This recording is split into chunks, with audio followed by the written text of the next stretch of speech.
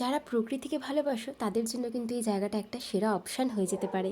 আমি যেমন সেদিন চলে গেছিলাম আয়নামতি ক্যাফেতে, এটা আছে মদনপুরে। আমার খুব ভালো লেগেছিল জায়গাটা, তোমরাও কিন্তু চাইলে গিয়ে ঘুরে আসতে পারো একবার।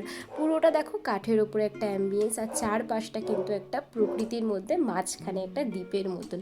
এত সুন্দর, আর লাল নীল আলো দিয়ে এতভাবে সাজানো যে রাত্রিবেলা গেলে কিন্তু ক্যাফেটার পরিবেশটাই অন্যরকম লাগবে। আমরা গেছিলাম বিকেল বিকেল, তাই হয়তো ভিডিওতে তোমরা বুঝতে পারছো না, কিন্তু ক্যাফেটা কিন্তু খুব ভালো। আমরা চারপাশটা ঘুরে এবার ভেতরে ঢুকে নিলাম, আর ভেতরের অ্যাম্বিয়েন্সটা দেখো আরও সুন্দর।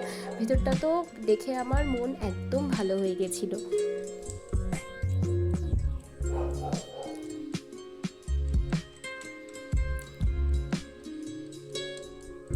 ঘুরতে ঘুরতে এখান থেকে আমরা অর্ডার করে নিয়েছিলাম একটা চা, আর চায়ে চুমুক দিতেই আলাদাই একটা ফিলিংস। দেন একটা ফিশ ফ্রাইটাও খেতে খুব ভালো ছিল। তো তোমাদের যদি ভিডিওটা ভালো লাগে সাবস্ক্রাইব করো, আর কমেন্ট